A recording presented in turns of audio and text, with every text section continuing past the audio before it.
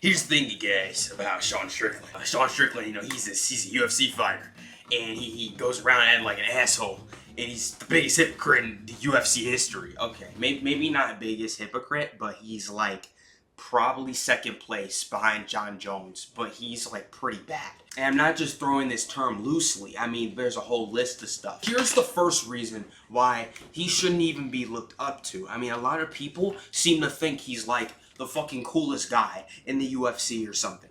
Like, oh, Sean Strickland, oh yeah, he's so much better than that fucking dog fondler Izzy and stuff. He's so much better. He's such a corn dog. He paints his nails and he wears like goofy watches. Like, dude, the dude you're supporting is probably just as corny. Like, let's be honest here, right? Let's listen to things Izzy did, okay?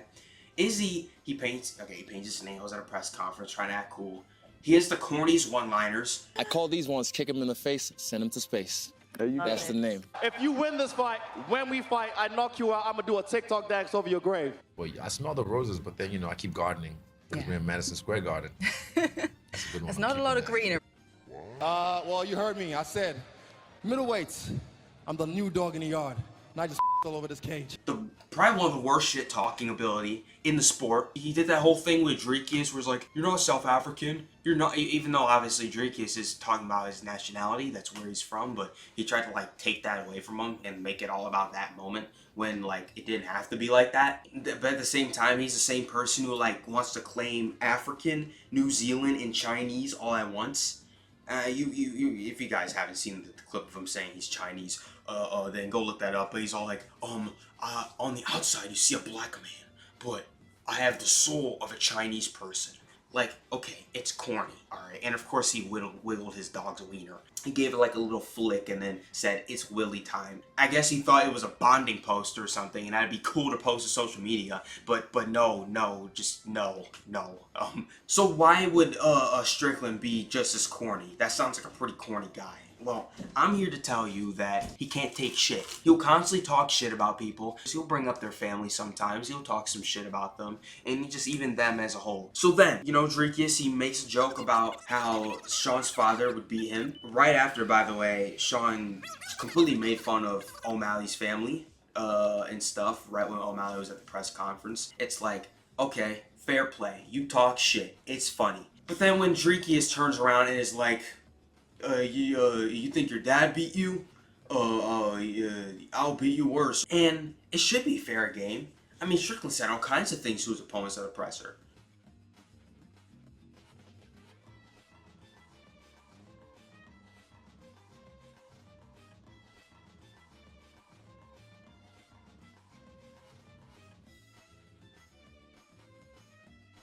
So what happens is he starts crying about it and he can't take the shit talk.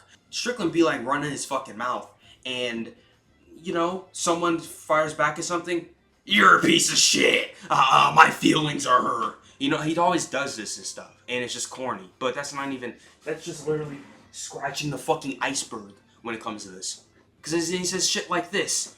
I'm so sick of seeing foreign flags in America. I don't get it. You left your corrupt country to come to the USA and you still rebelly fled?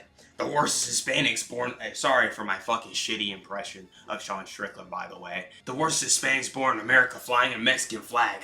Where's your loyalty? Just go back. Enjoy your foreign flag. And it's like, dude, bro.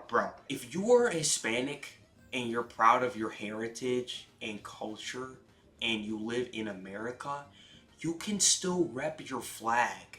Okay? You can like both. Like, you don't have to just pick the one that you're living in, because your culture comes from that country. There is nothing wrong with being able to be proud of two different cultures. So it's like, it's just stupidity. Like, that's my point. And obviously, of course, he said it about all like foreign flags and stuff. He particularly brought up Hispanics, and it just kind of comes off as like a little like racist. There's still nothing wrong with wanting to like rep your original like culture and stuff, and them parading their flag around may represent what they're proud of that comes from that land. I mean, they could just be celebratory. I mean, what the fuck, dude? And then next thing you know, he like says shit at the press conferences or on Twitter. I don't care about being UFC champion. I don't care about the belt. But then next thing you know, he's whining about how he got robbed, and he's whining about how he should be champ and how he deserves a title shot next, and how much he gives a shit about the belt. Like, it's just funny, dude. Like, if you don't give a fuck about it, then don't say that you give a fuck about it, basically, after. I mean, and then when he says shit like, I didn't take the coward's way out and tell the doctor I couldn't see and had a no contest. The only reason why I took a round from me is because I couldn't see. I won that fight. The world knows I won that fight. The belt they gave you never make you champion. They had to stitch through muscle to get it closed. Basically, he's saying that he only lost because he couldn't see due to the blood that was going down his eye in the fight against Drekius. Okay, you still lost. I mean, admittedly, that was a pretty damn close fight, and some people argued that he did have like an argument for maybe taking more rounds. But regardless, it is what it is. Okay, it was a close fight, and he wasn't the one who scored the winner. And my point is that he's saying the cut above his eye, bleeding over his eye, is the reason why he lost, because he couldn't see as well. As if that's like an excuse or something. Like, dude, you started bleeding right above your eye because you got punched there. It's the old, I didn't lose the fight, I lost because I got hurt in the fight by my opponent. I mean, that's literally what he's pulling. Like, what the fuck? And it gets worse, honestly, because lately he's been wanting to challenge David Goggins to a sparring match. He's been saying how he wants to break him mentally, and how he's like, I'm gonna beat the shit out of you, and you're a fraud, and you put up a fake persona. Mind you, David Goggins is literally like, not exaggerating. Like, his personality is not exaggerated just because he's, oh, I'm portraying himself as a tough guy. No, this guy, he went from being fat and working for a cockroach extermination company, I believe, and he had an abusive family life and stuff. Like, he was really like started from the bottom. But obviously he became a SEAL, and then the dude ran over 100 miles in 19 hours straight. He's done multiple 200-mile runs. He still runs like a lot, like a fucking crazy amount. Like, he's literally set like records for like how long he's ran.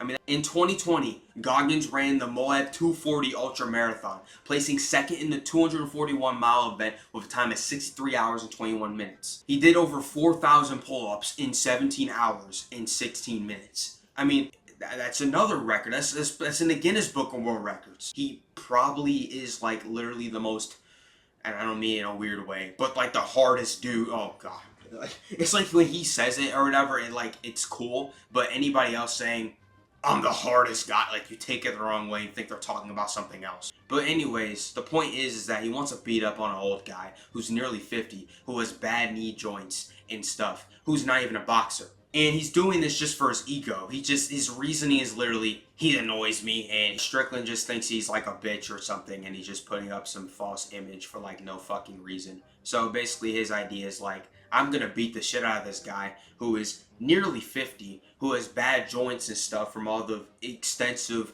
insane training he's done, and who isn't even a boxer. So I lead on this to say, you know what Strickland then like says? He says Jake Paul is a fucking clown for trying to box Mike Tyson, who is 60 years old. It's fucking insane. Like, do you not see the hypocrisy? You want to beat the... You're saying how Jake Paul is the epitome of weakness and how he's not a real man. And he's fighting a 60-year-old boxer who's way past his prime. And he's boxing him, right? He thinks he's like a bully for like fucking like trying to fight him. But then the genius of Sean Strickland kicks in and is like, you know what though? I want to beat the shit out of a guy who is just 10 years younger, but also isn't even remotely a boxer, let alone not even a world-class boxer, who has poor joints and is a runner and an endurance athlete.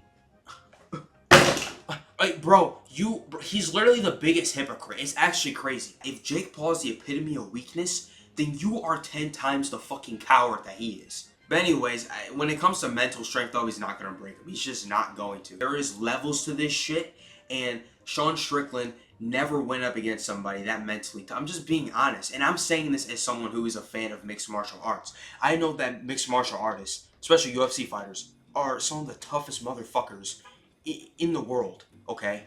And it's not like I'm sitting here and I'm just some couch potato, obviously, okay? I got my fucking, like, muscles. And I do combat sports, too. I box. and I might just get into high school wrestling later on this year. And it's like I gotta, even though I'm still learning and you know I'm not quite there yet, like I've done enough of it to know what it's like to really fight someone and really have pressure be put on me in the ring. Like, so it's like it's a tough fucking sport. But David Goggins just built different, dude. I'm sorry. Like, you're not gonna mentally break him. You might knock him down a bunch of times. You might knock him the fuck out, walk off like a dickhead, and then feel proud, like, oh, look, I broke him. You might do that, but it doesn't mean Goggins was mentally broken, okay? If he gets knocked the fuck out, if he could, he would still keep going.